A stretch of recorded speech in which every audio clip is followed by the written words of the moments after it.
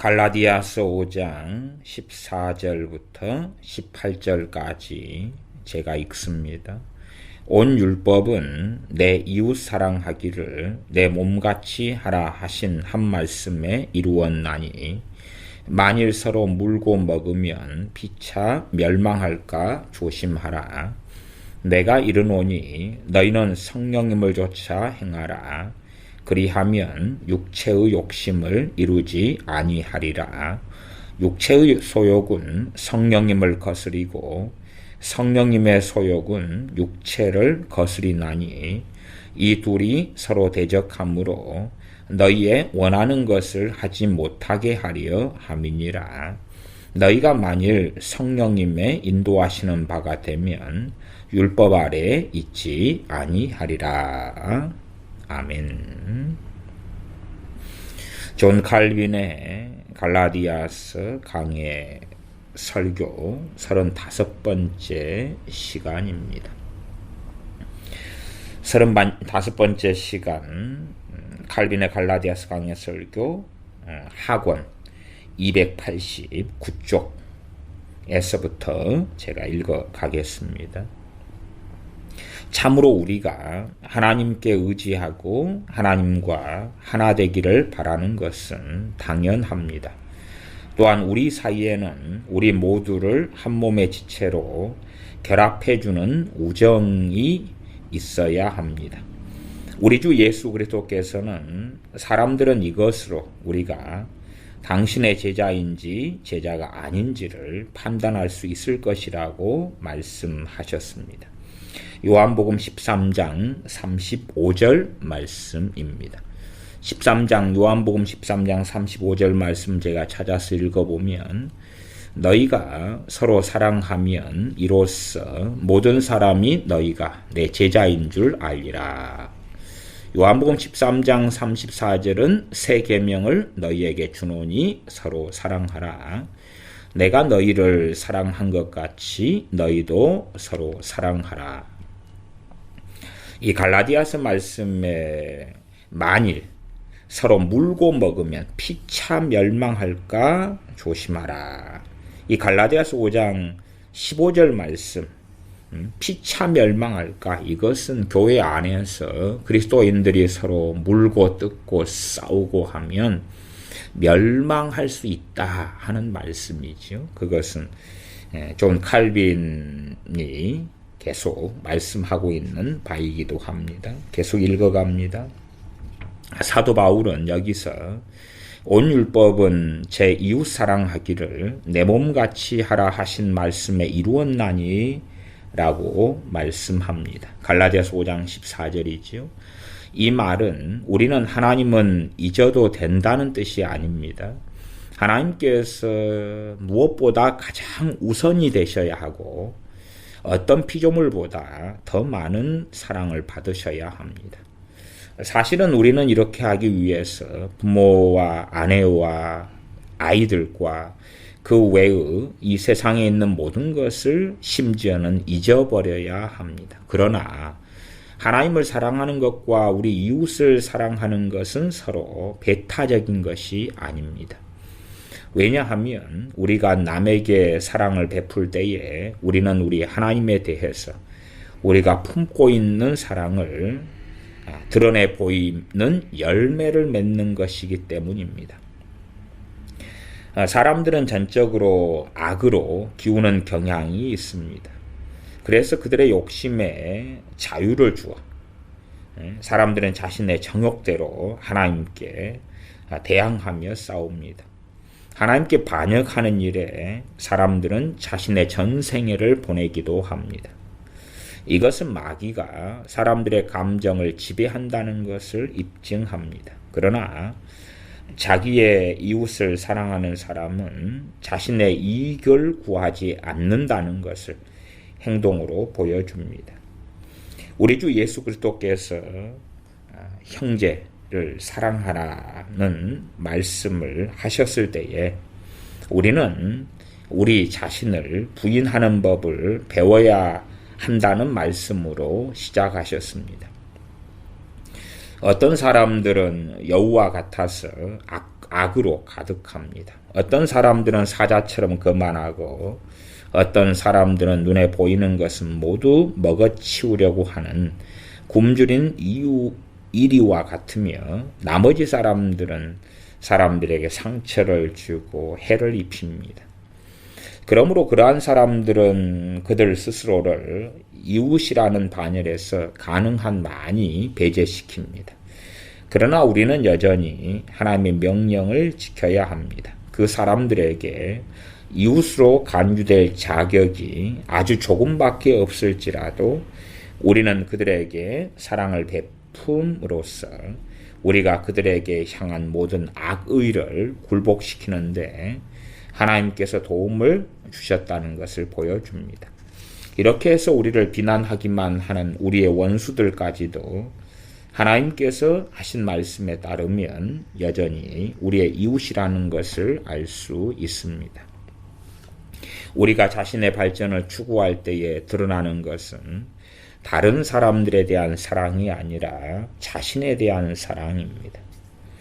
갈라디아서 5장 14절에 온 율법은 내 이웃 사랑하기를 내 몸같이 하라. 여기에서 사도 바울이 내 몸같이라는 말을 첨부했지만 우리는 우리 자신을 제일 먼저 사랑하고 우리의 이웃을 두 번째로 사랑하라는 뜻으로 말한 것은 아닙니다. 우리에게는 우리 자신을 지나치게 사랑하는 성향이 있고 이와 같이 우리 자신에 대한 지나친 사랑은 우리의 눈을 멀게 하고 우리에게서 모든 이성과 훌륭한 판단력과 공의로운 마음을 빼앗아 갑니다. 이러한 까닭으로 하나님께서는 우리는 우리 이웃을 내 몸같이 사랑하라고 하셨습니다. 위선자들은 그들의 원수들에게 나쁜 일이 일어나지 않기를 바란다고 큰 소리치며 심지어 그들이 원수들이 잘 되기를 바란다고까지 말합니다. 따라서 우리는 하나님께서 여기에서 우리에게 주신 잣대를 사용해서 우리가 우리 자신을 지나치게 사랑하고 있지는 않은지 또 우리가 가지고 있는 우리의 이웃사랑이 사실 아주 야풀악한 얕고 차지 않은지 조사해 보아야 합니다. 하나님께서는 백성들에게 그들은 자기 자신을 자부해서는 안 된다는 사실을 깨우쳐 주고 계시기 때문에 서로 사랑하는 것만으로는 충분치 않다. 너희는 너희의 이웃을 내 몸같이 사랑해야 한다고 말씀하십니다. 이것은 우리가 율법의 기준에서 보면 매우 불완전하다는 것을 알려주고 하나님에게 순종하기 위해서 우리 자신의 속성에 대항해서 우리 자신의 정욕에 대항해서 싸워야 한다는 것을 증명합니다. 사도 바울은 우리에게 율법의 완성을 보여주고 우리의 목적은 하나님의 말씀에 따라 우리의 삶을 살아야 하고 변화되어야 한다는 것을 말씀해 주고 난 후에 우리가 고양이나 개같이 서로 물고 먹으면 결국에는 서로를 멸망시키게 될 것이라고 말씀합니다. 갈라디아서 5장 15절이죠. 만일 서로 물고 먹으면 피차 멸망할까 조심하라. 사람들은 복수를 하겠다는 욕망을 채우는 일에만 관심을 가지는 경우도 많습니다. 사도 바울은 이렇게 해서 얻는 것이 무엇이냐고 물어봅니다. 여러분은 선천적으로 여러분 자신을 보호하려고 합니다. 이 점은 짐승들과도 같습니다. 증오는 싸움과 말다툼과 분쟁과 모함을 일으킵니다. 증오는 미움이죠, 미움. 결국에는 우리는 모두 멸망합니다. 우리는 모두 멸망합니다. 그러므로 이렇게 해서 지나친 증오심을 품은 자들은 그들 자신을 조금도 통제할 수 없기 때문에 틀림없이 마귀에게 그들의 이성을 강탈당했을 것입니다. 말씀 명백하게요. 심지어 구원받은 사람, 갈라디아 교회의 구원받은 백성들이라 할지라도 서로 물고 뜯고 먹으면 피차 멸망할까 조심하라. 그렇게 말씀한 거예요. 그러나 사람들은 야, 칼빈주의다. 그러니까 성도의 견인이야. 성도의 견인을 잘 해석해야 됩니다. 그리고 존 칼빈은 그렇게 가르치지 않았어요. 서로 존 칼빈이라는 목사님이 뭐 지금 현재 한국교회가 가르치는 것처럼 성도의 견인을 가르쳤다. 그렇게 가정하면 우리는 존 칼빈을 그런 부분에서는 부정해야 됩니다. 왜냐하면 말씀하고 다르기 때문에. 그러나 존 칼빈은 말씀하고 같이 가르쳤어요. 그러나 한국교회의 상당히 많은 목사들은 또 교인들은 우리는 존 칼빈의 제자들입니다. 그렇게 주장하죠. 장로교니까. 저도 장로교 목사고요. 그러나 실제로 존 칼빈이 가르치는 것을 믿는 사람들은 별로 없다 그 말이에요. 존 칼빈은 정당하게 성경을 해석했는데 존 칼빈이 설교하고 해석한 것은 별로 읽지도 않고 관심도 없고 카더라 통신 그렇게 하더라 하는 신학 박사들이 말하는 것을 믿더라 그 말이에요.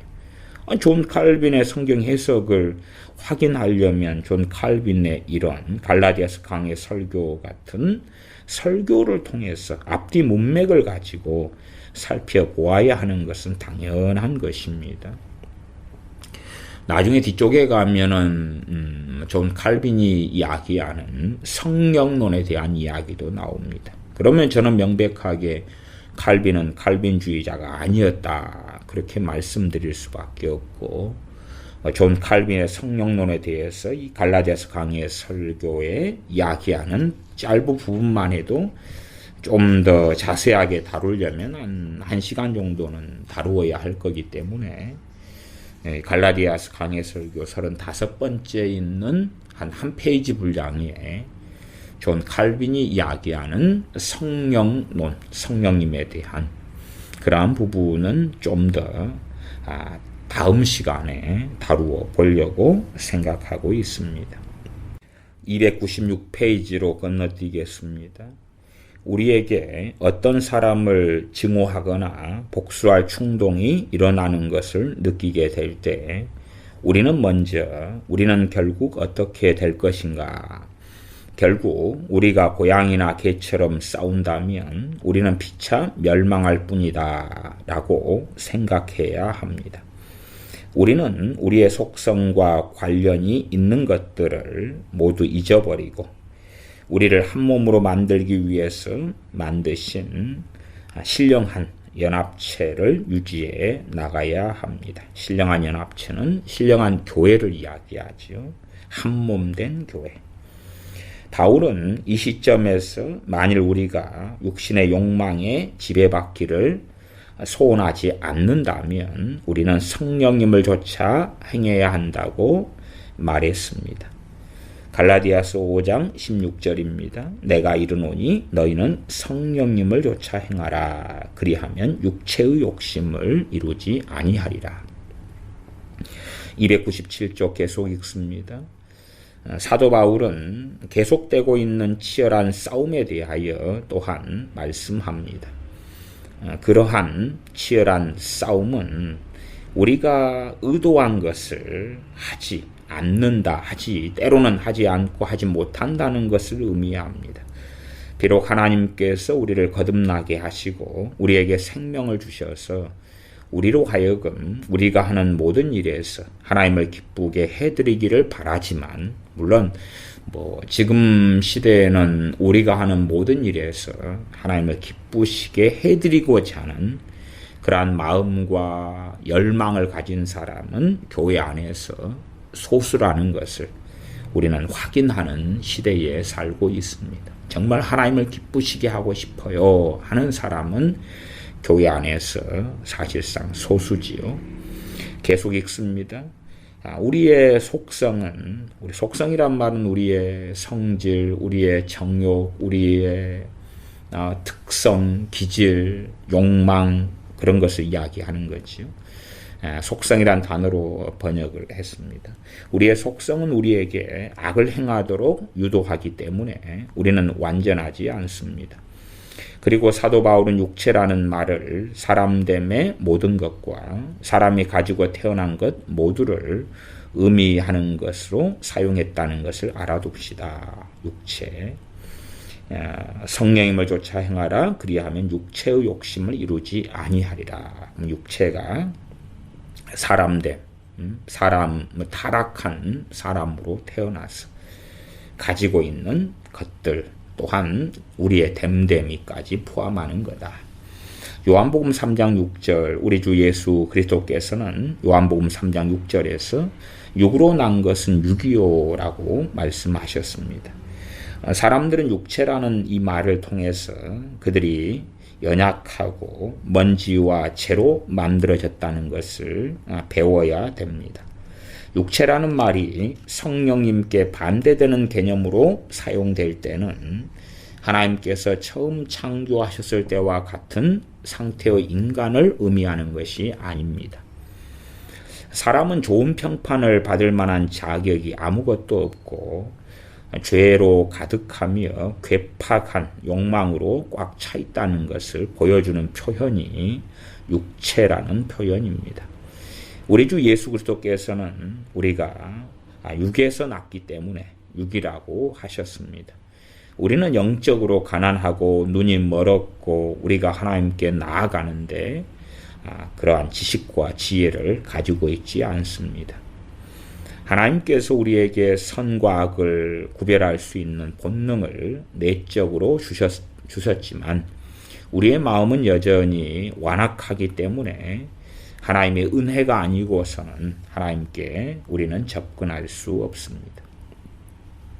하나님께서 우리를 성령님으로 변화시키셔서 새로운 피조물을 만드셨으니 이제 우리는 영이라는 단어를 사용할 수 있게 되었습니다. 중생 거듭남입니다. 우리의 마음이 깨우침을 받아 우리 본래의 상태에서는 우리에게 보이지 않았던 것들을 볼 수 있게 되었기 때문입니다.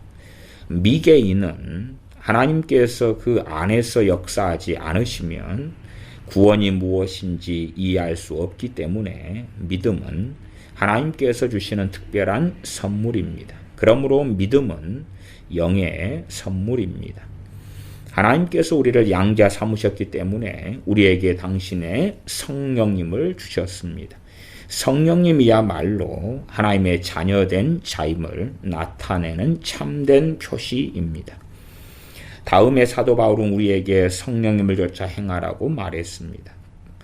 그리고 만약 우리가 그렇게 한다면 우리는 육체의 욕심을 이루지 아니하리라고 말씀합니다. 갈라디아서 5장 16절이지요. 사도 바울은 이 말을 통해서 죄에 빠져서 저항할 수 없다는 핑계로 악한 일을 하는 자 모두에게 경고를 하고 있습니다. 그리스도인들이 나는 죄를 지을 수밖에 없으니까 책임은 하나님께 있어 그러는데 이것은 그러한 자들에게 하는 경고다 그 말이지요. 300페이지 읽습니다. 갈라디아 지역에 있는 교회를 괴롭혀왔던 미혹하는 자들, 유혹하는 자들은 많은 사소하고 불필요한 의식에 빠져 있었습니다. 사실 그들은 거룩함은 율법에 있는 의식을 지키는 데 있다고 생각했습니다. 그래서 율법에 있는 의식을 지키라고 갈라디아 교회들을 유혹하였습니다. 하나님께서 의식을 지키라고 명령하신 것은 헛된 일이 아니었습니다. 율법에 있는 의식들은 우리 주 예수 그리스도의 오심을 예표하는 특별한 때를 나타내도록 의도되었습니다. 그러나 예수님께서 오신 후에 이 율법의 의식들은 우리들의 올바른 생활을 방해하기까지 하는 쓸모없는 것으로 전락되었습니다. 의식과 그림자들은 우리의 선조들이 주 예수 그리스도께로 나오는 것을 도와주었습니다. 만일 우리가 오늘날에도 그 의식들을 여전히 지킨다면 그것들은 우리로 하여금 하나님에게 등을 돌리게 만들 것입니다. 이 율법의 갈라디아 지역 교회들이 할례 같은 율법의 의식으로 돌아가면서 하나님께 등을 돌렸다 그 말이에요. 다른 복음을 쫓아갔다. 지금 시대에도 뭐 대속제일이니 아니면은 뭐 오순절이니 7.7절 초막절이니 6월절이니 뭐 그러는 사람들, 또한 그것을 지킨다는 사람들, 또 안식일을 지킨다는 안식교부터 시작해서 별 사람들이 많습니다. 그러나 그것은 이제 절대성을 가지게 되는 것이 아니라 그 말이에요. 아니, 오히려 그러한 율법의 의식들을 지키는 것은 하나님께 등을 돌리는 배교하는 것이다. 그 말입니다. 배교를 지금 존 칼빈은 이야기하지 않습니까? 계속 읽습니다. 사도 바울은 의식을 강조했던 사람들과 논쟁을 하고 있었기 때문에 여기서 그들에게 성령님을 조차 행하라고 합니다. 율법의 의식을 행하는 사람은 율법의 의식을 행함으로 거룩하게 된다. 그러나 하나님의 말씀은 성령님을 조차 행해야 하지만이 육체의 욕심을 이루지 않고 그리고 죄와 싸워서 이기고 율법 아래 있지 않게 될 것이라고 말씀하는 거지요. 성령님을 조차 행하라는 말씀에는 다음과 같은 뜻이 있습니다. 하나님을 진정으로 섬긴다는 것에는 무슨 뜻이 있는지 생각해 보십시오. 그것은 촛불이나 향료나 할례가 아닙니다. 또 어떤 날들을 경축하거나 어떤 음식을 먹지 않는 것도 아닙니다. 하나님께서는 하나님께 드리는 예배는 영적이기 때문에 우리들이 그러한 율법의 의식들에 몰두하게 되는 것을 바라지 않으십니다. 성령님을 조차 행하라 그리하면 율법의 욕심을 이루지 아니하리라고 말씀합니다. 더욱이 사도 바울은 여기서 우리가 사랑으로 하나 되는 좋은 방법을 우리에게 제시합니다. 비록 우리가 아무리 열심히 노력할지라도 하나님께 나가서 모든 우리의 죄성을 지워버린다는 것이 불가능합니다. 죄성을 예수를 믿는다, 중생했다. 그래서 죄성이 지워지는 게 아니기 때문에 성령을 조차 행하라고 우리 그리스도인들에게 명령하고 있는 거다. 그 말이. 그리고 갈라디아서 5장 17절 제가 갈라디아서 강해 설교할 때도 많이 말씀드렸지만 육체의 소욕은 성령님을 거스리고 성령님의 소욕은 육체를 거스린다. 그리스도인들에게 로마서 7장처럼 육체의 소욕과 성령님의 소욕이 싸우는 것, 그래서 이 둘이 대적함으로 너희의 원하는 것을 하지 못하는 것. 그러한 일들은 사실상 비일비재로 일어난다는 것을 알아야 됩니다. 나 예수님 믿었어. 그러니 모든 죄성이 제거되었어. 그것은 이단의 가르침이 되어집니다. 302페이지 계속 읽습니다. 앞에서 말한 대로 해답은 하나님께 있습니다. 하나님 안에 있습니다. 그러므로 우리는 하나님께 우리 안에서 성령님의 은혜를 더 내려달라고 기도드려 간구해야 합니다. 성령님의 은혜를 더 내려달라고 간구해야 한다. 그러면 비록 육신이 난폭해서 화를 내고 격렬한 행위를 하고 또 비록 아무도 길들일 수 없는 맹수와 같더라도 하나님의 성령님이나 하늘에서 내려오는 은혜보다 강력하지 못하여 우리는 하나님의 통제를 받게 되고 하나님께 승복하여 멍에를 매게 됩니다. 명백하게 이 다음에 있는 내용들은 하나님께 성령을 구하고 그리고 행동하지 않는 사람들, 하나님께 책임 전가하는 사람들, 그러한 사람들이 악하다고, 그러한 사람들의 성령님을 달라는 기도에는 하나님께서는 응답하지 않으신다고 존 칼빈은 설교하고 있습니다. 전제로 이해하셔야 됩니다. 이게 사람들은 이러한 존 칼빈의 갈라디아서 강해 설교다 그래서 자기가 원하는 부분 톰바기를 잘라가지고 가져갈 수 있어요. 그러나 이런 설교라 해도 제가 정상적으로 처음부터 끝까지 빼놓지 않고 읽으면 1시간 반 이상의 시간이 소요됩니다. 중간에 조금을 끄집어내는 것은 상당한 문제가 있다 그 말입니다. 계속 읽습니다. 바꾸어 말하면 사도 바울은 만약 우리가 우리의 악한 욕심에 대항할 수 없다면 그것은 우리 자신의 무관심과 냉랭함, 하나님에 대한 열심이 없고 우리 자신이 죄와 싸우지 않고 그것 때문이라고 말씀합니다. 그것은 우리 각자가 우리의 사악한 마음을 어리석음으로 살찌우고 우리가 열심과 하나님께서 우리에게 요구하시는 전심을 다하지 않기 때문입니다. 그러므로 사람들은 그들의 죄악에 대해서 변명할 여지가 없다고 결론을 내릴 수밖에 없습니다. 물론 우리가 제가 여담으로 말씀드립니다. 우리가 열심을 내고 하나님께 전심을 다하고 그런다 해서 완전 성화가 쉽게 일어나거나 한순간에 변화되거나 그것은 또 아닙니다. 그것은 또 아니에요. 그런 이야기는 이 갈라디아서 강의 설교에 조금 지나면 계속 나와 있는, 계속 넘어지고 쓰러지고 그래도 포기하지 않고 하나님의 말씀 의지하여 나아가야 한다. 그런 자세한 이야기를 이 설교는 하고 있습니다. 그래서 이제 어떤 예제를 그 다음에 내용은 나오냐 그러면은 기도는 하지만 하나님께 책임 전가하고 그리고 기도는 그런 거지요. 나는 하나님 말씀대로 살고 싶어요. 하나님 뜻대로 나를 변화시켜 주세요. 그렇게 기도만 하고 하나님께 내가 할 도리는 다 했다 이렇게 착각하는 사람들에게 너희들의 그런 기도나 요구가 이루어지지 않을 거다. 그런 예제로서 이야기합니다. 302페이지 하단 문단부터 읽습니다. 통증이 있을 때에 나는 정말로 낫기를 원합니다 라고 소리치지만 의사의 조언을 받아들이지 않거나 처방해준 식이요법을 지키지 않는 환자와 같습니다. 그러한 사람은 그들의 죄악에 대하여 변명할 여지가 없다 그 말이지요. 의사는 그에게 많은 조언을 해줄 것이고 그 환자를 치유해줄 치료법을 갖고 있지만 환자는 나는 그런 것은 먹고 싶은 마음이 없는데요 라는 변명을 해서 의사의 지시에 따르지 않을 것입니다. 그러니까 우리가 하나님께 구하고 성령님을 받고 은혜를 받고 하지만 또한 우리가 노력하고 열심을 품고 같이 해야 된다 그 말이에요. 같이. 기도와 또한 우리가 액션을 취하고 순종할 수 있는 것을 같이 해야지만이 우리가 하나님께 드리는 기도가 연락된다 그 말이에요. 그러나 요즘 시대에는 순종을 하지 않고 기도만으로 대체하려는 어리석은 사람들이 너무 많습니다.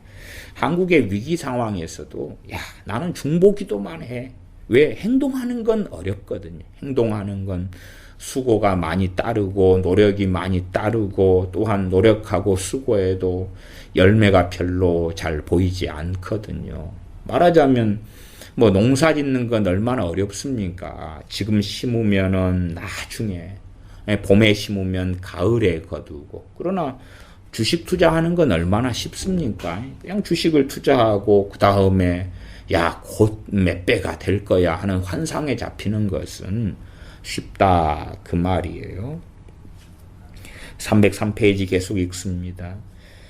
그렇게 의사의 지시에 따르지 않으면서도 낫기를 원한다고 큰 소리 칠지도 모르지만 결과는 그 반대로 기울어집니다.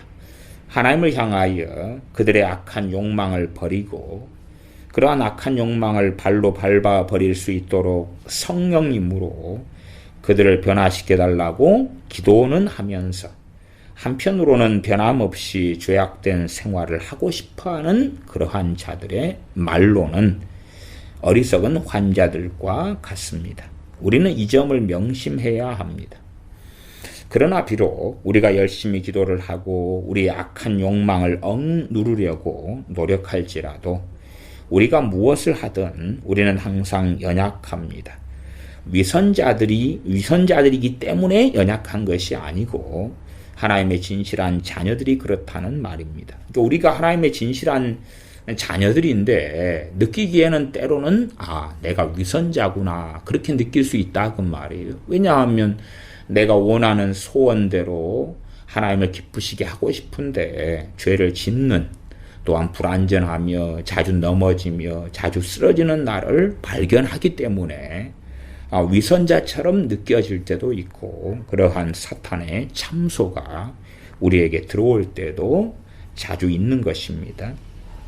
하나님의 진실한 자녀들이라 해서 항상 승리하고 항상 죄와 싸워 이기고 항상 승승장구하고 그러는 것이 아니라고 갈라디아서 5장의 이 본문이 말씀하는 거지요. 5장 17절을 제가 다시 읽어드리면 육체의 소욕은 성령님을 거스리고 성령님의 소욕은 육체를 거스리나니 이 둘이 서로 대적함으로 너희의 원하는 것을 하지 못하게 하려 함이니라. 그리스도 안에서 성령님께서 역사하셔도 우리 육체의 소욕, 육체의 욕망과 함께 대치 상태를 이룬다 하는 것을 말씀을 통하여 확인할 수 있는 것입니다. 다시 읽어갑니다. 위선자들이 연약하고 넘어진다 하는 것이 아니고 하나님의 진실한 자녀들이 자주 넘어지고 연약하고 또한 노력해도 악한 욕망을 극복하지 못할 때도 많습니다. 믿음이 더 강한 사람들도 하나님께 나아갈 때는 발을 쩔뚝거리기 마련이고 사도 바울이 로마서 7장에서 길게 설명한 것처럼 자기가 하고 싶은 일을 할 수 없고 하기 싫어하는 것을 하게 되는 일들도 있습니다. 그러나 믿는 자들은 그들이 연약하다는 것을 알고 있기 때문에 진실한 마음으로 하나님께 나아가며 엎드립니다.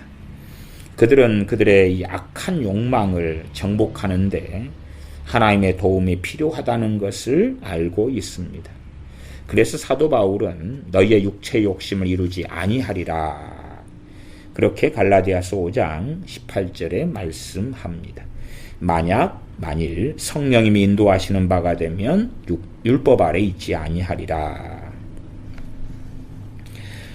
이것은 우리가 살아가는 동안에 다시는 사탄의 유혹을 받아 죄를 짓는 일이 없을 것이라거나 그런 이야기가 아니다 그 말이죠. 없을 것이라거나 사탄이 주는 많은 선동을 경험하지 않을 것이라는 뜻이 결코 아닙니다.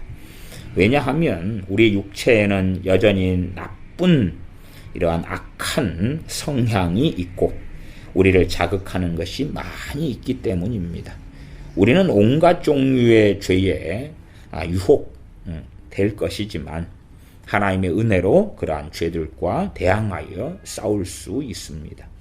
우리 각자가 자신의 생활을 검토해 보면 우리는 패배감을 느끼고 결국 절망에 빠질 때도 많게 될 것입니다. 그들은 자신들이 매우 불완전하다는 것과 오히려 하나님께서 우리에게서 아주 멀리 떨어져 있다는 것을 알게 되어서 전혀 영적으로 믿음으로 성장하지 못하게 보이고 기가 꺾이고 절망하게 되기도 합니다. 우리는 참으로 주님을 닮아가는 이것을 목표로 삼고 항상 하나님을 사랑하는 것에 열중해야 하는 것이 사실이지만 그러나 우리는 자주 넘어지고 패배합니다. 우리는 우리 자신의 힘으로 하나님께 이를 수가 없습니다. 하나님께 나아가는 길에는 장애물이 많이 놓여 있습니다. 때로는 길을 잘못 들기도 하고 때로는 우리 어리석은 욕심이 우리를 머뭇거리게 하며 우리를 꿰어서 우리를 저지시킵니다. 그러나 비록 우리가 안정을 찾지 못할 때가 자주 있을지라도 우리는 실족해서는 안 됩니다. 우리가 자주 죄와 싸우고 넘어지더라도 실족해서는 안 된다. 포기해서는 안 된다는 것입니다. 그리고 또한 죄와 싸우고 이기는 그 비결은 성령님께 있다고 갈라디아서 5장의 이 본문은 말씀하는 거지요. 계속 제가 304쪽 하단 읽어갑니다. 비록 우리가 우리의 육체의 욕심을 느끼고 또 육체의 욕심이 우리 안에서 매우 왕성하게 활동할지라도 우리가 육체의 욕심을 압도하려고 노력하면 이렇게 말씀하죠. 노력하면 하나님께서는 우리를 받아주시고 우리의 결점을 용납해 주십니다. 이게 잘못된 예정론이나 잘못된 성도의 견인의 교리는 예정도 성경에 있는 거고 성도의 견인도 성경에 있는 거예요. 있는데 한쪽 측면으로 잘못 해석해 버리는 거예요. 그건 존 칼빈이 이야기한 게 아니에요. 근데 잘못된 예정론은 멋대로 살아도 돼. 결국은 하나님께서 다 할 거야. 그러면 왜 성경 66권을 통하여 우리에게 하나님이 명령합니까? 하나님이 하신다면서요. 하시면 성경으로 명령할 필요가 없지요. 자동으로 프로그램을 만들어가지고 우리가 그렇게 되도록 하시면 될 거 아니냐 그 말이. 그러나 우리의 책임이기 때문에 우리에게 명령하시는 거예요. 명령하시는 거. 사도 바울은 믿는 자들에게 자제력을 잃지 말라고 말씀하면서 육체가 너희들을 다스리지 못하게 하라는 말을 합니다. 사악한 욕심과 죄악된 욕망이 더 이상 우리들 안에 있지 않을 것이라고 말하는 것이 아닙니다. 우리가 비록 주님을 믿고 주님을 따르지만 악한 욕망과 죄성은 우리 안에 그대로 남아 있는 것입니다. 우리가 언제 우리 안에 있는 죄성을 버리게 됩니까? 그것은 하나님께서 우리를 하나님 곁으로 데려가실 때에만 이루어지게 됩니다. 우리가 이 세상을 떠나는 그날까지 우리 안에는 항상 흠과 잘못이 있을 것이고 우리는 우리의 죄와 연약함의 무거운 짐을 지고 있어서 허리가 구부러질 것입니다.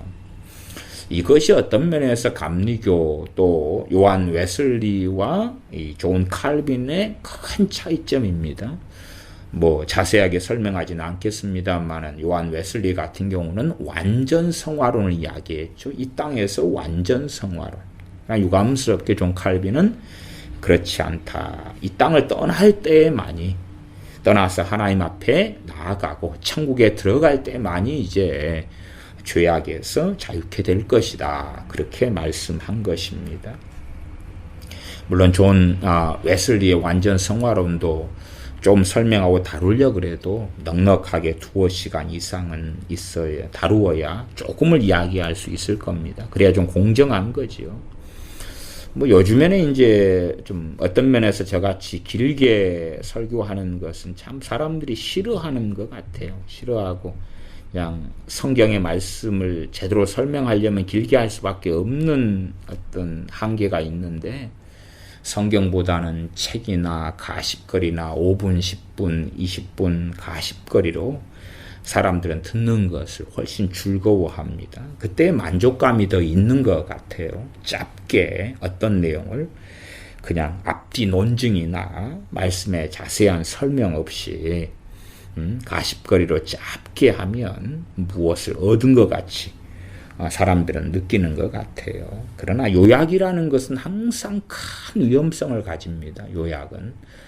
사람이 100채를 요약을 해 보십시오. 그럼 머리하고 몸뚱아리만 남겨놓으면 되나요? 내장을 12지장, 췌장, 간장, 맹장, 위장, 심장, 소장, 대장 이런 것을 요약을 하면 무엇을 무엇과 합치고 나머지는 제거할까요?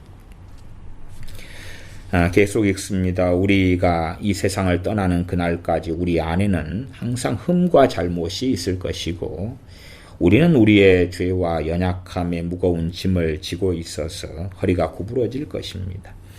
이것은 우리로 하여금 겸손해지게 하고 우리의 삶이 중단 없는 전투와 같다는 것을 보여줍니다. 따라서 비록 죄가 우리 안에 있을지라도 죄가 지배력을 가져서는 안 됩니다. 오히려 성령님께서 죄를 정복하시도록 우리가 성령님과 협력해야 합니다. 이와 같은 일은 우리가 불타는 열정으로 하나님께 달려가서 우리가 변화시키지 못하는 그 악을 고쳐달라고 기도할 때만 일어납니다. 실상은 이것이 과거에 그래도 한국 교회에 상당히 있어 왔던 부흥성회가 심령 부흥성회 또 모든 부흥사들은 아니지만 그래도 꽤 성실한 부흥사 분들을 통해서 일어났던 일이 그런 것입니다. 과거에는 월요일부터 목요일 밤이나 금요일까지 부흥성회를 했다 그러면 열정적으로 말씀을 상고하고 자신을 변화시키고 성령님을 부어달라고 5일 동안 몸부림치고 기도하고 이런 것이 과거에 심령 부흥성회 때 주로 한 1980년대까지가 있어 왔던 일이 되어집니다. 그러나 지금은 그러한 것을 보기는 거의 불가능하다. 이렇게 말씀드리겠습니다. 이와 같은 일은 우리가 불타는 열정으로 하나님께 달려가서 우리가 변화시키지 못하는 그러한 악을 고쳐달라고 기도드릴 때만 일어납니다. 그러나 성령과 협력해서 해야 되는 거지요. 책임을 전가하는 건 아니다 그 말이에요. 요즘엔 책임 전가하는 거예요. 심지어는 자식을 낳아놓고 자식을 하나님께 떠넘겨버리는 책임 전가도 많습니다. 또 우리에게 더 많은 성령의 은사들을 내려주셔서 우리로 하여금 우리를 무겁게 짓누르고 있는 모든 것을 제압할 수 있게 해달라고 기도드립시다. 지금 이 갈라디아서 강해 설교 305페이지에 성령 은사들, 우리에게 더 많은 성령 은사들 내려주셔서, 존 칼빈은 은사 중단론자가 아니잖아요. 은사 중단론처럼 보이는 어떤 구절은 앞뒤 문맥을 가지고 전체의 상황에서 보셔야 되는 거예요. 제가 지금 이 칼빈의 갈라디아서 강해 설교를 읽어 나가고 있지 않습니까? 총 43편의 설교를요. 맨 305페이지 중간에 또 우리에게 더 많은 성령님의 은사들을 내려주셔서, 존 칼빈이 성경은 완성되었기 때문에 이제는 성령 은사들은 없다. 심지어 어떤 자들은 존 칼빈은 은사 중단론자였다. 그렇게 주장하는 거예요. 아니 여기 안 그랬잖아요. 안 그랬어요. 참 무서운 게 뭐냐 그러면 증거도 없이 말하는 거예요. 자기가 들은 카더라 하는 이야기를 진리처럼 생각해가지고 논증을 하지 않는 거예요. 논증을 하려면 정확하게 자료와 데이터를 가지고 이야기해야지. 그냥 내가 들은 것이니까 이건 맞아. 그리고 증거를 제시하지 않는 거예요.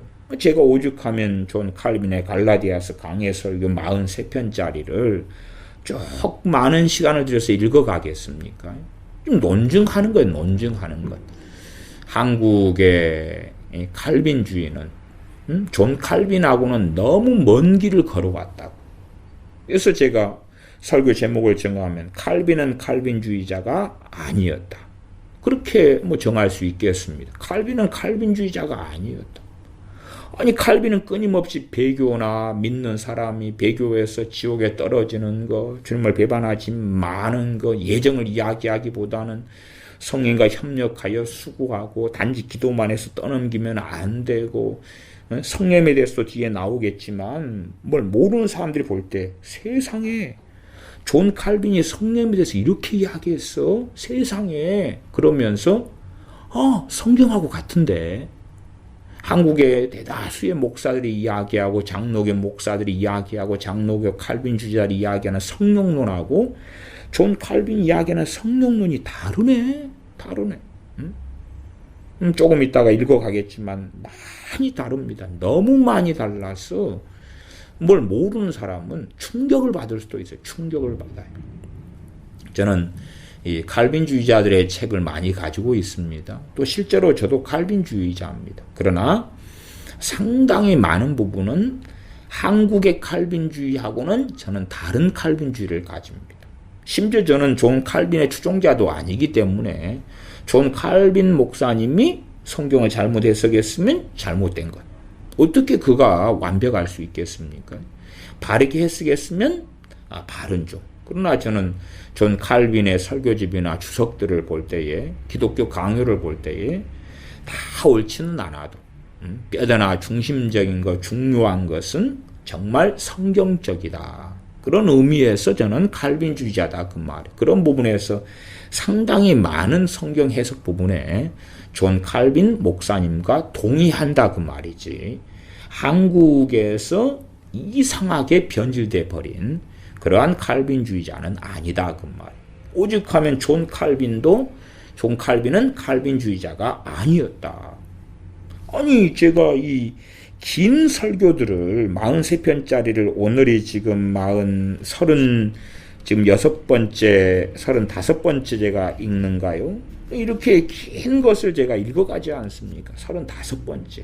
시간으로 따져도 최소 1시간 정도 뭐 평균 잡아서 했다 그러면 지금 35시간치 하는 것 아닙니까? 그래서 305페이지 중간에 다시 읽으면서 넘어가면 또 우리에게 더 많은 성령의 은사들을 내려주셔서 우리로 하여금 우리를 무겁게 짓누르고 있던 모든 것을 제압할 수 있게 해달라고 기도드립시다. 성령의 은사들이 죄와 싸워 이길 수 있는 강력한 무기들이 된다고 존 칼빈 목사님은 설교하지 않습니까? 은사 중단론이면 이런 것을 안 하죠. 또한 제가 누누이 말씀드리지만요, 이 갈라디아서 강의 설교 자체가 언제 한 것이냐 그러면 1557년 11월 14일부터 제네바에서 설교한 겁니다. 말하자면 존 칼빈이 목사님이 1964년에 돌아가셨으니까 돌아가시기 전 7년 전에 한 설교입니다. 64년이다 그러면 한 54세, 55세. 7년 전이니까 47세, 48세. 다시 말하면은 거의 뭐 완숙의 경지, 완숙한 종교 개혁자로서 또한 말씀의 해석과 교리의 부분에 있어서 아주 완숙할 때 말씀을 전한 거예요. 초년생 때도 아니고 그것을 염두에 두셔야 돼요. 염두에 두셔야 돼요. 지금 현재 뭐 제 입장에서는 저보다 조금 두어 살 어릴 때 말씀을 두세 살 어릴 때 전한 것과 비슷하게 되는 것 같이 보입니다.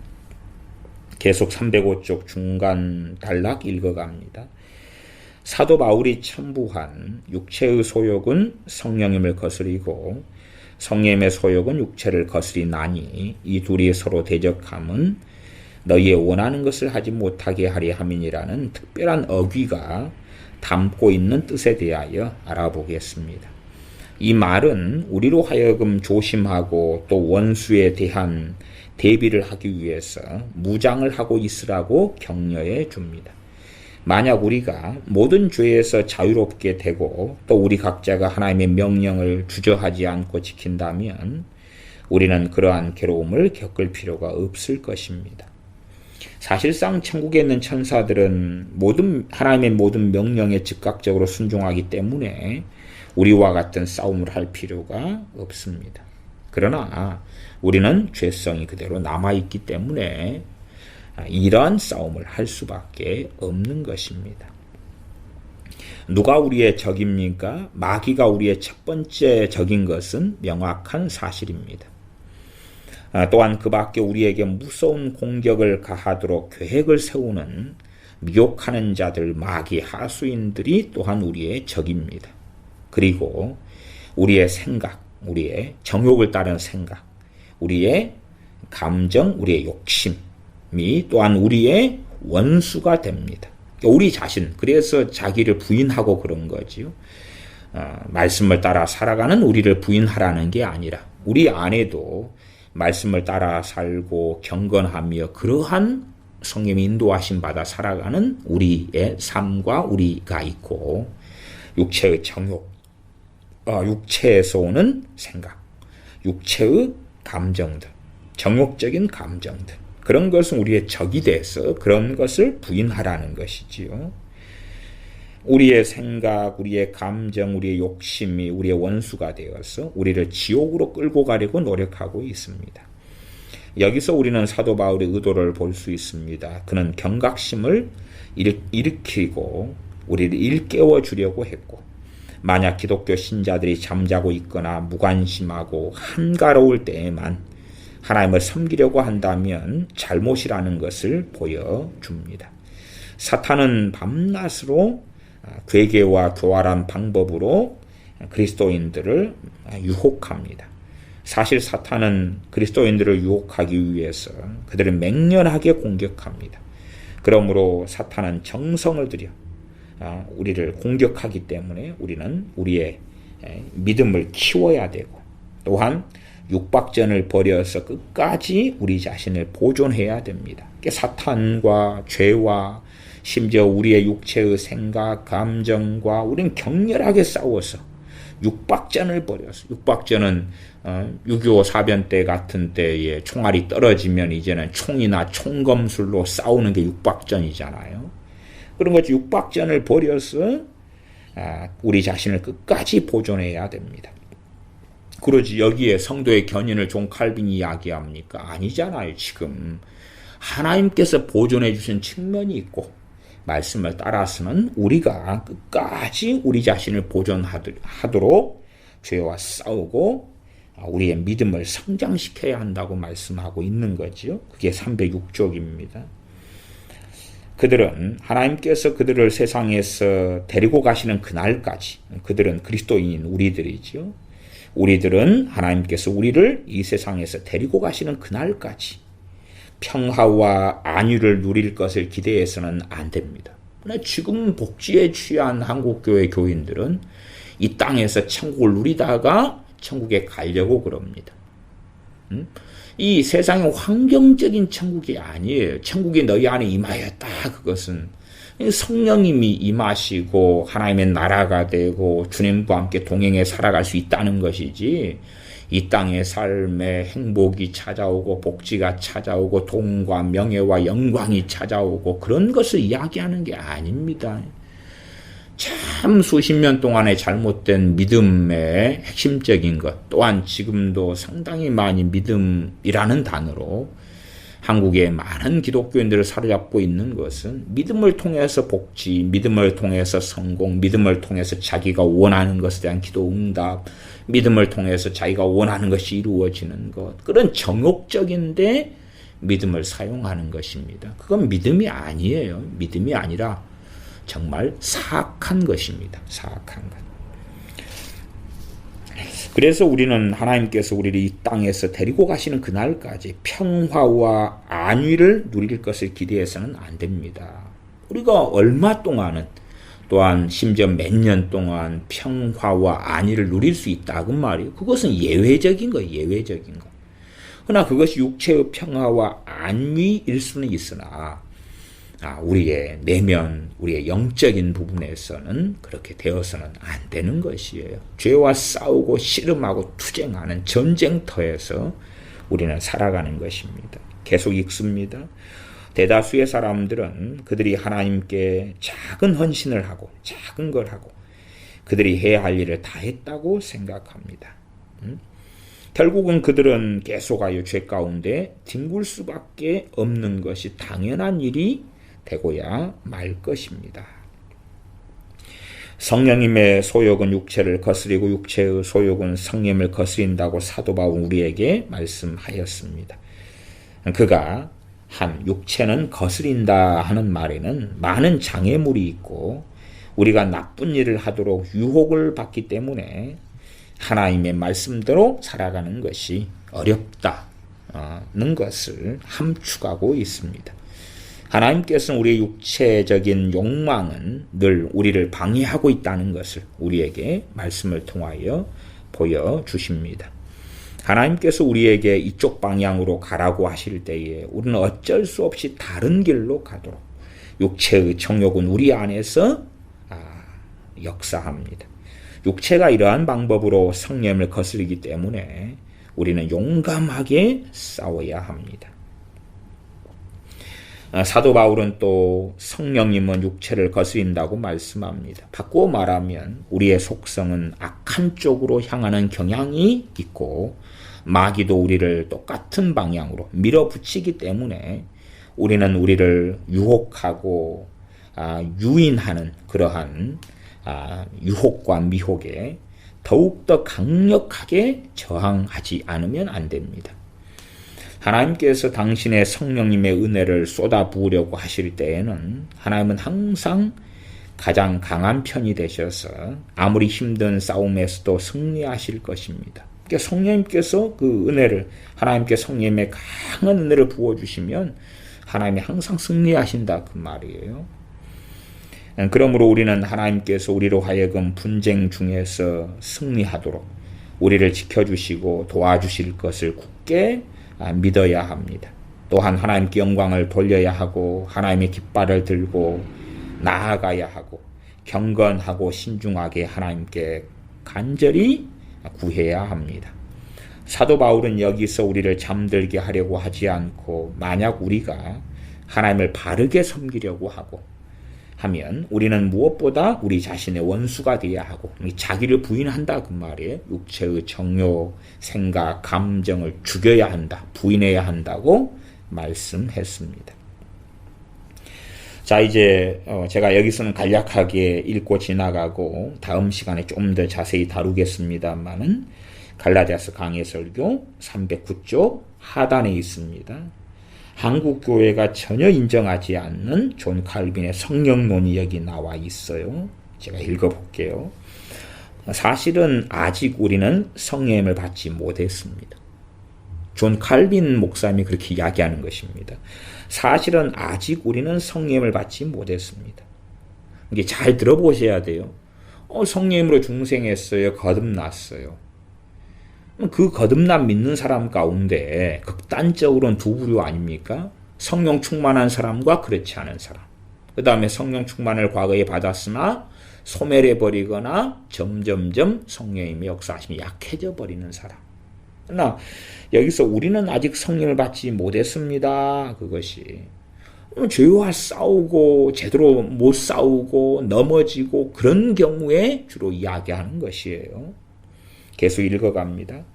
그것은 우리가 우리의 필요한 분량에 따라 성령을 주시려고 준비를 하고 계시는 하나님께 의지하지 않았기 때문입니다. 그러니까 성령을 부어주시려고 하나님은 준비하시는데 필요한 분량에 따라서 그러나 의지하지 않았기 때문에 성령을 받지 못하고 지금 그리스도인에 대한 이야기 성령을 받지 못하고 죄와 제대로 싸우지 못하고 지고 있다 그 말이에요. 지고 있다. 그러니까 한국교회의 성령론은 야, 오순절에 성령이 임하셨어. 다 성령을 받아버린 거야. 끝 그러잖아요. 끝. 그러나 오순절 이후에 사마리아 도성에 빌립 집사님을 통하여 복음이 전해질 때에 아직 그들에게 성령이 임하시지 않았다고 이야기하잖아요. 또 에베소 교회의 세례 요한의 전도를 통해 믿는 자 12명을 만났을 때에 너희가 믿을 때에 성령을 받았느냐 그러니까 우리는 성령의 계심도 알지 못하였노라 그러잖아요. 제가 성령에 대한 설교를 할 때 정말 자주 많이 말씀드렸습니다. 그래서 과거에는 성령 충만 받기 위하여 그렇게 애를 쓰고 발버둥 치고 가슴을 치고 금식하고 통곡하고 그랬던 거예요. 그런 사람들 가운데 성령 충만을 받아가지고 성령 충만을 받아야지 말씀을 더 깨닫고 알아가고 주님을 닮아가고 변화되고 죄와 더 효력 있게 유효하게 싸울 수 있는 거지요. 그렇게 싸우고 그렇게 되었던 건데 지금 시대의 교회는 존 칼빈 목사님이 이야기한 것처럼 성령님을 받지 않은 사람들이 가득한 교회다 그 말이에요. 제가 거기에 거듭나지 않았다 중생하지 않았다 그런 이야기를 하는 게 아니에요. 거듭났고 중생한 많은 사람들이 성령을 받지 못했다 그 말이에요. 그러니까 오순절에 대한 잘못된 착각은 오순절이 됐으니까 오순절에 모든 믿는 사람은 성령을 받았어 그래요. 근데 오순절은 2000년 전에 있었던 역사적 사건이고 그때에 120명만 받은 거예요. 120명만. 성령의 강림이 본격적으로 신약시대에 시작된 출발. 그리고 우리는 오순절에 태어난 게 아니잖아요.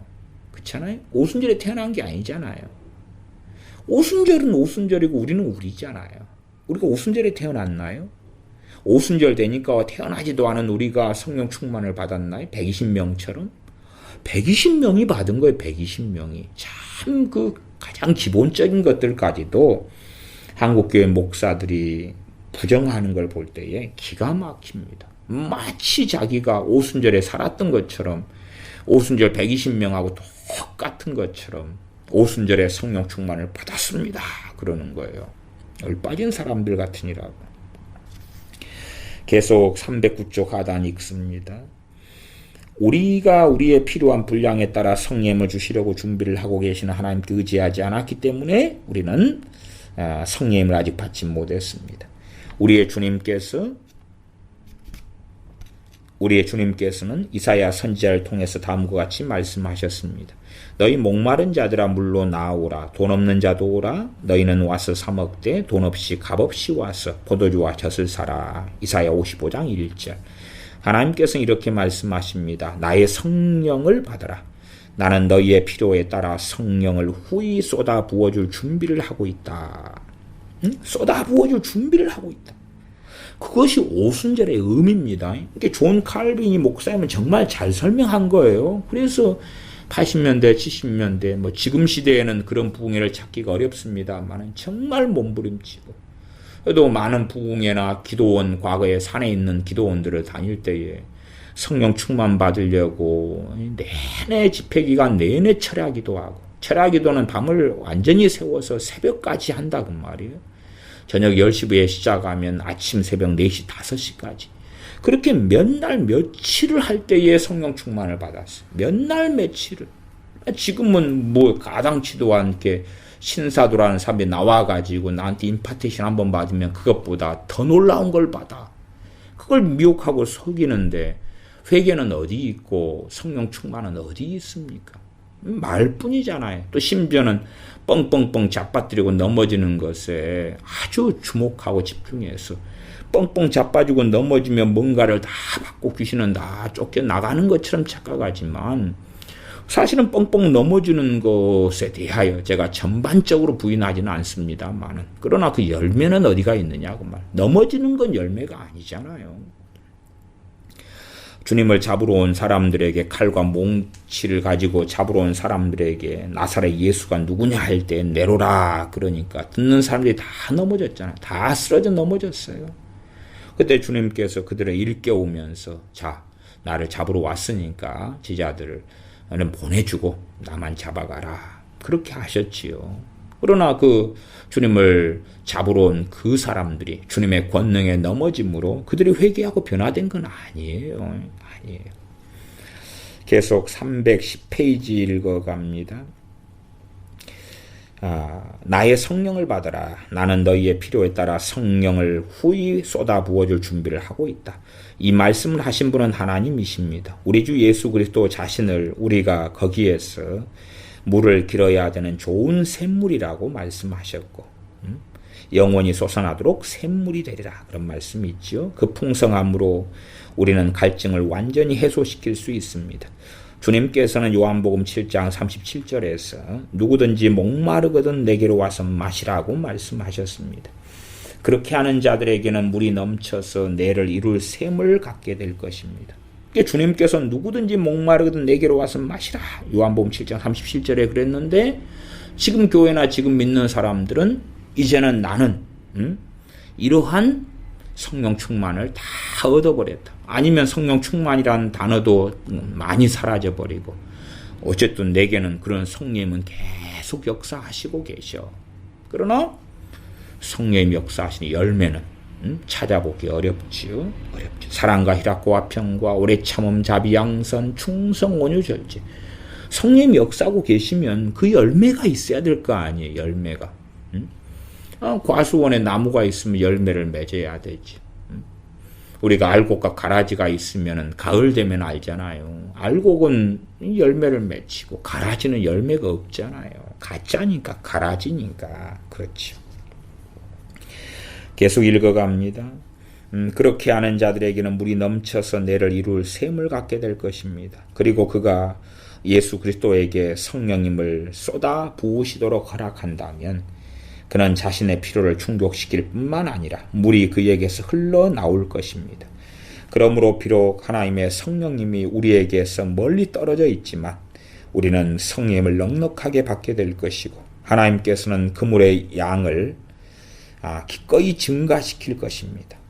하나님께서 그렇게 하시겠다고 약속하셨기 때문에 그 약속을 지키실 것이고 하나님께서 와서 간구하라고 우리를 초청하고 계십니다.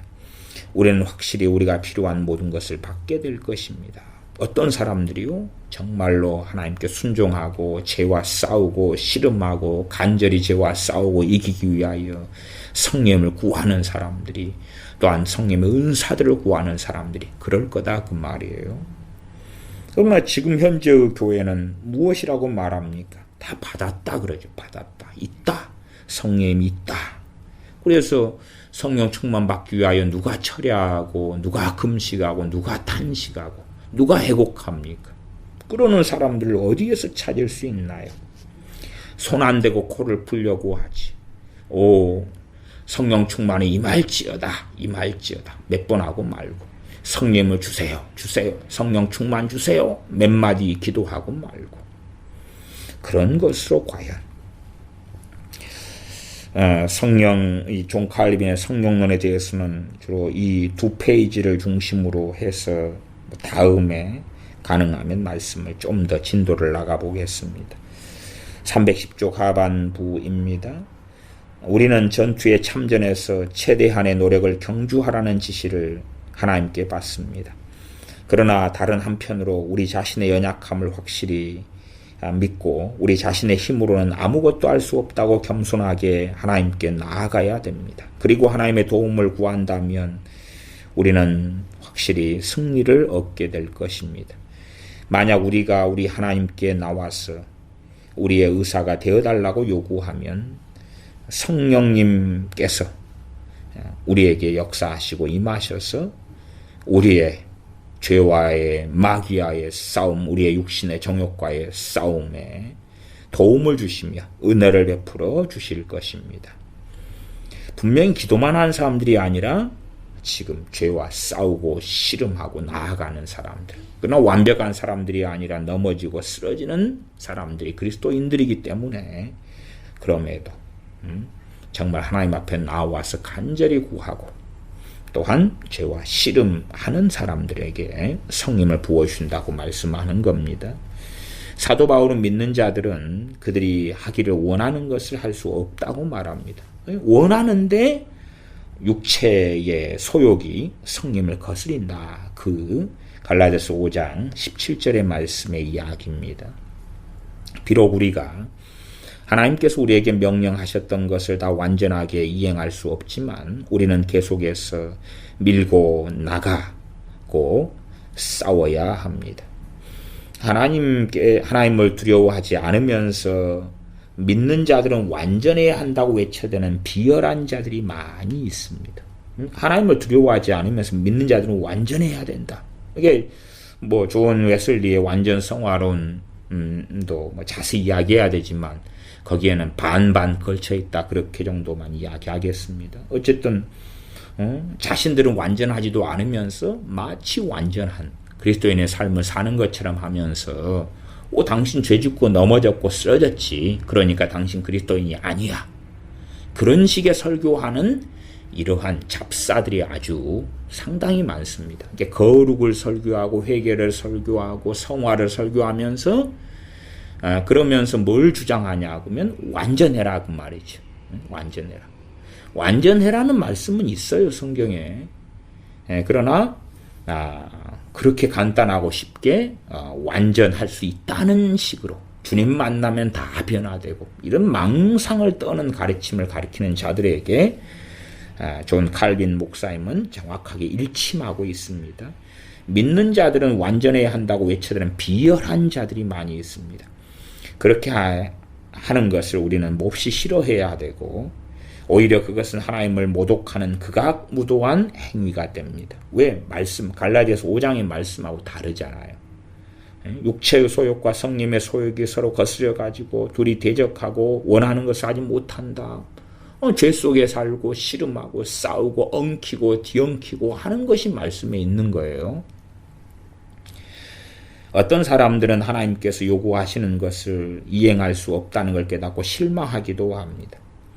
그러므로 사도 바울은 우리를 격려하는 동시에 위선자가 되는 것을 막기 위해서 우리가 하고 싶은 것을 할 수 없다고도 말씀하는 것입니다.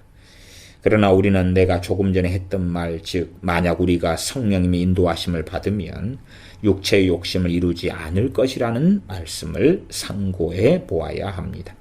따라서 먼저 우리가 악에 젖어 있기 때문에 우리의 생각과 감정에서는 한 방울의 선함도 짜낼 수 없다는 것을 반드시 알고 겸비해야 됩니다. 사실 그것들은 우리를 모든 선한 것에서 전에 없이 더 먼 것으로 끌고 갑니다. 다시 말하면 내가 스스로 선을 만들어낼 수 있다. 이 교만은 오히려 하나님의 선에서 우리를 더 멀어지게 한다 그 말이에요. 우리 육체에서는 그 어떤 선도 만들어낼 수 없는 것이에요. 선함은 하나님으로부터 오기 때문에 성령님을 통하여 이 선이 만들어지도록 도우시는 것만이 유일한 해답이기 때문에 주님께서 내가 가면 성령을 보내시겠다고 말씀하셨고 오순절부터 믿는 자들에게 성령님은 임하에 오셨던 것입니다. 그래서 제일 그것이 중요합니다. 무엇입니까? 우리는 악에 젖어 있기 때문에 우리 자신, 우리의 생각, 감정, 우리의 의도에서 선을 한 방울도 내놓을 수 없다는 것. 아는 게 첫 번째로 중요하다. 두 번째로 우리는 우리의 죄나 반항심과 상관없이 우리 자신을 하나님께 맡기고 하나님께 순종하는 은혜를 베풀어 달라고 간절히 기도할 필요가 있습니다. 기도입니다. 두 번째는 기도예요. 기도로 책임 전가하는 게 아니라 정말로 하나님의 도우심을 구하는 기도를 이야기하는 거예요. 무책임한 기도가 아니라 정말 하나님의 도우심을 간절히 말씀에 의지하여 구하는 그 간구를 이야기합니다. 만약 우리가 성령의 인도하심을 받게 되면 우리는 우리로 하여금 모든 방해와 장애물을 극복할 수 있게 해주며 우리가 태어날 때부터 따랐던 길이 아니라 거룩한 길, 옳은 길, 의의 길을 걷도록 도와주시는 능력을 체험하게 될 것입니다. 그러니까 우리가 간절히 기도할 때에 성령님을 보내주시고 부어주시고 성령님이 역사하시니까 성령님이 인도하심을 따라가는 게 가능하고 그러면 우리가 우리 육체의 정욕을 따라서 패배하고 지고 쓰러지고 육체의 정욕과 사탄이 연합해가지고 우리를 죄의 길로 끌고 가는 거기에서 이제는 의의 길로 걸어가는 그 능력과 은혜를 체험하게 될 거라. 세 번째로 만약 우리가 내적인 저항을 느껴서 우리로 하여금 옳은 일을 행하도록 더욱더 우리 자신을 독려해야 한다거나 또 우리를 방해하는 장애물이 많다는 것을 알게 되면 비록 우리가 여러 번 실족하고 타락할지라도 이로 인하여 우리의 용기를 잃지 맙시다. 이게 세 번째는 우리가 옳은 걸 하고 싶어도 그럼에도 우리의 정욕, 우리의 생각, 우리의 감정 등이 우리를 방해한다 그 말이에요. 장애물이 되어져요. 그리고 우리가 여러 번 실족하고 여러 번 타락하고 여러 번 넘어지게 되고 넘어지게 될 수 있다 그 말이에요. 서로 그렇게 한다 그럴지라도 다시 용기를 얻고 일어나야 한다고 존 칼빈 목사님은 이 갈라디아서 강해 설교에서 말씀하고 있는 거예요. 이게 죄의 본질을 존 칼빈 같이 깊이 있게 파악하고 보는 사람도 교회 역사에서는 상당히 드뭅니다. 상당히 드물어. 죄를 피상적으로 보는 사람은 쉽게 내가 죄를 극복했다 그런 말도 안 되는 주장을 합니다만은 그러나 주님을 닮아가고 알아갈수록 얼마나 죄가 광범위한지 얼마나 우리 깊이 죄가 뿌리내리고 있는지 사실은 성화되면 될수록 보게 되는 것입니다. 내가 주님을 조금 알았더니 나 죄 10개밖에 안 지었네. 그러나 주님을 더 알았더니 1000개를 짓고 살았네. 더 주님을 알았더니 내가 10,000개의 죄를 짓고 살았구나. 더 주님을 알았더니 주님을 아는 것은 말씀을 아는 것과 함께 가지요. 내가 말하고 행하고 걷는 것, 그 모든 게 죄악의 발걸음이었구나 하는 걸 알게 되지. 계속 읽습니다. 이제 조금 남았습니다.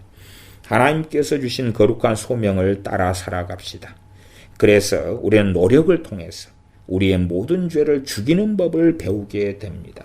노력을 통해서. 그게 312페이지입니다. 존 칼빈은 기도하고 노력하고 그러나 잘못된 한국교회의 존 칼빈의 후계자들이다 하는 칼빈주의를 가진 장로교는 예정 하나님께서 다 하실 거야. 대표적인 분으로 남포교회 박연선 목사님 같은 분 있잖아요. 뭐 성화 무슨 책들 하나님이 다 하실 거야. 하나님이 다 이루실 거야. 그런 예정은 비성경적인 것이고 제발 덕분에 그런 분들은 스스로 내가 칼빈주의자다 그런 주장을 하지 않았으면 좋겠습니다. 마치 존 칼빈이 안 그랬는데 지금의 거짓 언론들처럼 카더라 통신을 가지고 존 칼빈이 그렇게 성경 해석했어. 그리고 가르치면서 거짓말하는 것 아닙니까? 정말 유감스럽게도 존 칼빈의 성경 해석과 신학과 한국교회 장로교회 칼빈주의하고는 거리가 정말 많이 멉니다. 존 칼빈의 설교가 제가 알기로는 한 2050편 정도 남아 있습니다. 2050편. 신약이 신약 얼마 남아 있나요? 신약 한 600? 그 다음 신약 한 400? 구약 600? 이렇게 남아 있나요? 그 다음에 기타 등등. 어쨌든 그래서 설교가 한 2000편이 넘게 남아 있는데 그런 것을 다 읽지는 않더라도 다 확인하지는 않더라도 그러나 이러한 존 칼빈의 갈라디아서 강의 설교 2권만 좀 읽어도 이 미망에서는 좀 벗어나야 하지 않겠는가 생각합니다. 계속 읽으면 이러한 목적을 달성하기 위하여 어떤 목적요? 하나님을 따라 살고 하나님을 기쁘시게 하고 주님을 닮아가고 이러한 목적을 달성하기 위하여 떨리는 마음으로 하나님께 나아가 우리의 죄를 고백합시다. 우리의 처지가 어떻든 비록 우리의 삶이 전혀 온전치 못할지라도 하나님께서 우리를 거절하신다는 생각은 결코 하지 맙시다. 이게 참 이 진실한 마음을 가지고 살아가는 사람들이 때로 위선자처럼 느껴지기도 하고 죄에 넘어지고 쓰러지기도 하고 그러나 우리가 참으로 진실하게 하나님을 따라 살기를 원하는 사람들이라면 비록 우리의 삶이 온전치 못하고 우리가 넘어지고 그런다 할지라도 하나님께서 나를 거절하지 않으실 거야. 우리를 거절하실 거야 하는 생각을 결코 하지 말자. 그렇게 말씀하고 있는 거예요. 얼마나 복음 설교를 깊이 있게 존 칼빈 목사님 하는지 모릅니다. 그러나 대상 앞뒤 꼭지를 다 잘라내버리고 멋대로 살아가는 표면적인 기독교인들에게 하나님이 당신들을 절대 거절하지 않으실 거야. 그러니까 대형교회가 된 거예요. 그러니까 그딴 소리를 짓거리니까. 그런데 왜 장로교회를 합니까? 장로교회는 하지 말라고 말이에요. 한 단락 마무리 짓습니다. 우리는 하나님을 경외하고 두려워하며 우리가 하나님께 얼마나 많은 빚을 졌는지 고백하며 동시에 우리는 온전하게 되는 것을 목표로 삼아서 일생 동안 그 목표를 달성하기 위하여 노력합시다. 온전하게 되는 것, 말씀에 따라서 그리스도의 장성한 분량에 이르르고 온전하게 되는 것. 또 만약 하나님께서 당신의 무한하신 선하심으로 우리를 우리 주 예수 그리스도의 이름으로 도와주지 않으시면 우리 모두는 정죄함을 받고 타락하게 된다는 것을 인정합시다. 이게 마무리 끝문장입니다. 312페이지 끝문장에 만약 하나님께서 당신의 무한하신 선하심으로 우리를 우리 주 예수 그리스도의 이름으로 도와주지 않으시면 우리 모두는 정죄를 받고 타락하게 된다는 것을 인정합시다. 타락하게 되는 건 뭐예요? 그래서 어떤 사람은 나 주님 믿었으니까 타락하지 않을 거야. 아니면 내 이름은 생명체에 기록되었으니까 타락하지 않을 거야. 나는 목사니까 타락하지 않을 거야. 너 겉으로는 목사로 남고 겉으로는 주의 종의 이름을 가졌다 할지라도 그러나 뚜껑을 열어봤더니 타락한 자로 지옥의 판결을 얼마든지 받을 수 있다고 말해. 겉으로는 타락하지 않았다 보일지 몰라도 하나님께서는 심령을 중심을 감찰하신 하나님이시지요. 그래서 하나님의 은혜가 아니면 우리는 얼마든지 타락할 수 있는 사람들이다. 그 말이. 타락했다는 이야기는 그 전에 타락한 사람이 주 예수 때 은혜로 믿음으로 말미암아 하나님의 자녀가 되고 구원받았어요. 그러다가 다시 타락하는 걸 이야기하는 거예요. 이렇게 명백하게 이야기하는데 어떻게 이상하고 괴상한 칼빈주의가 미국을 사로잡고 한국 장로교를 어떻게 사로잡았는지 사실은 아주 이해하기 어렵습니다. 기도하겠습니다.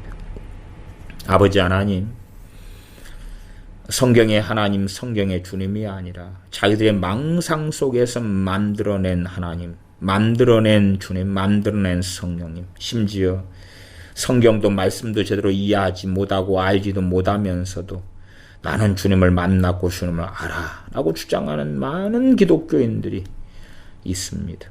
우리가 그러한 사람들 되지 않도록 긍휼히 여겨주시옵소서. 또한 하나님께서 존 칼빈이라는 종을 통하여 말씀을 전하고 가르치게 하셨는데 존 칼빈이 가르치거나 말하지 않은 것들을 존 칼빈이 했다고 말하면서 칼빈주의자라고 주장하는 그러한 완악한 자들이 너무나 많습니다.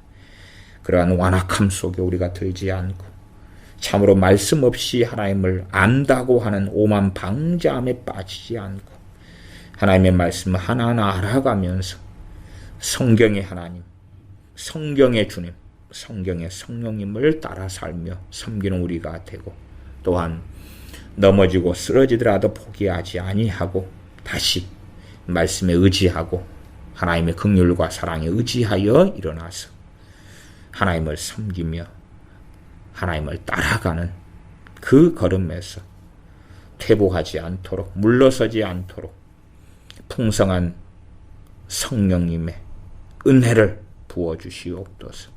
우리 주 예수님의 이름으로 기도하옵나이다. 아멘.